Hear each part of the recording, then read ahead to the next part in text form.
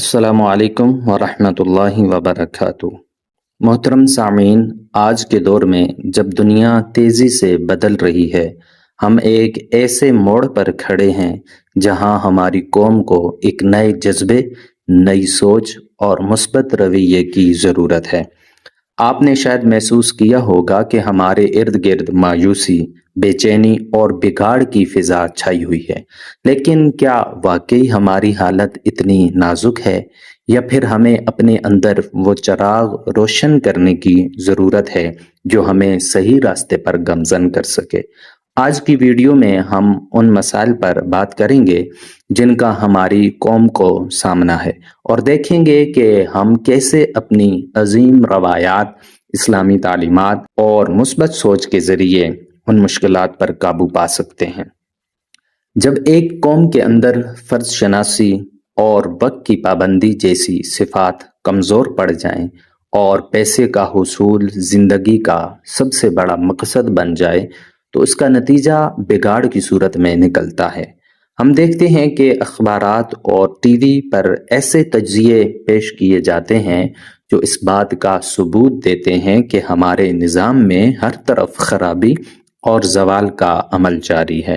سیاسی قائدین اور اقتصادی ماہرین ہمیں خبردار کرتے رہتے ہیں کہ اگر حالات ایسے ہی رہے تو ہم غلامی کی طرف جا سکتے ہیں، لیکن حقیقت یہ ہے کہ ہمارے ذہنوں میں یہ خوف بٹھا دیا گیا ہے کہ ہمارے اندر صلاحیت کی کمی ہے اور دنیا ہمارے خلاف سازش کر رہی ہے۔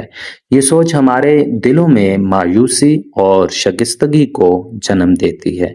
اس مایوسی سے نکلنے کا ایک ہی طریقہ ہے کہ ہم اپنی درخشندہ روایات کو یاد کریں اور اپنی تاریخ سے سبق سیکھیں۔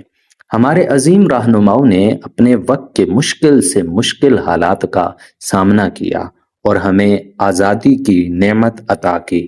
انہوں نے عقل، استقامت اور ایثار کا مظاہرہ کرتے ہوئے ہمیں ایک آزاد قوم بنایا۔ یہ وہی چراغ ہیں جو آج بھی ہمیں امید کی روشنی فراہم کر سکتے ہیں۔ نبی اکرم صلی اللہ علیہ وآلہ وسلم کی حیات طیبہ اور اللہ کی آخری کتاب ہمیں ہر لمحہ یاد دلاتی ہے کہ اللہ کی رحمت پر یقین رکھنا اور دنیا و آخرت میں بھلائی کے لیے جدوجہد کرنا ہی کامیابی کی ضمانت ہے۔ آج کی پژمردہ قوم کو انہی سرچشموں کی طرف رجوع کرنا ہوگا تاکہ ہم اپنی زندگیوں میں تبدیلی لا سکیں۔ ہم آج جن معاشی مسائل کا سامنا کر رہے ہیں ان کا بڑا سبب ہمارا اپنی چادر سے زیادہ پاؤں پھیلانا ہے۔ اسلام نے ہمیشہ سادگی، کفایت شعاری اور قناعت کی تعلیم دی ہے۔ نبی اکرم صلی اللہ علیہ وآلہ وسلم کی زندگی سادگی اور کفایت شعاری کی اعلیٰ ترین مثال ہے۔ انہوں نے اپنے پیروکاروں کو دنیاوی منفعتوں سے بلند کر کے اعلیٰ مقاصد کے حصول کا جذبہ عطا کیا۔ یہی وجہ ہے کہ ہمیں اپنی زندگیوں میں سادگی اور کفایت شعاری کو اپنانا ہوگا۔ اسلام میں تو وضو کرتے ہوئے بھی پانی کو ضائع کرنے سے منع کیا گیا ہے۔ آج کے اعصاب شکن حالات ہم سے تقاضا کرتے ہیں کہ ہم اپنی آمدنی کے اندر رہ کر زندگی گزاریں اور بچت کو فروغ دیں۔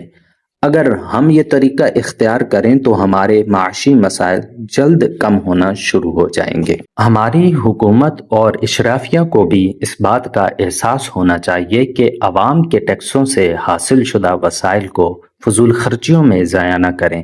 احتساب کا نظام مضبوط ہونا چاہیے تاکہ وسائل کا ضیاع روکا جا سکے۔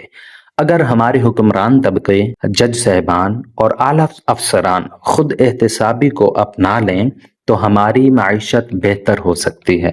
محترم سامعین، آج کے حالات کا تقاضا ہے کہ ہم مایوسی اور بے چینی کو چھوڑ کر امید اور عمل کی راہ اپنائیں۔ ہمیں اپنی تاریخ، اپنی روایات اور اپنے ایمان کی روشنی میں اپنے مسائل کا حل ڈھونڈنا ہوگا۔ جب ہم سادگی، کفایت شعاری اور خود احتسابی کو اپنائیں گے تو ہماری معیشت اور معاشرت میں بھی بہتری آئے گی۔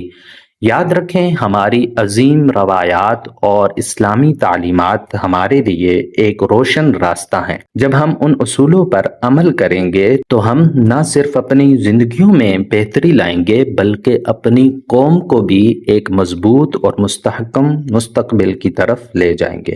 اگر آپ کو یہ پیغام ہمارا اچھا لگا تو ہمارے چینل کو سبسکرائب کریں، ویڈیو کو لائک کرنے کے ساتھ ساتھ اپنے دوستوں کے ساتھ بھی شیئر کریں۔ اللہ ہم سب کا حامی و ناصر ہو، آمین یا رب العالمین۔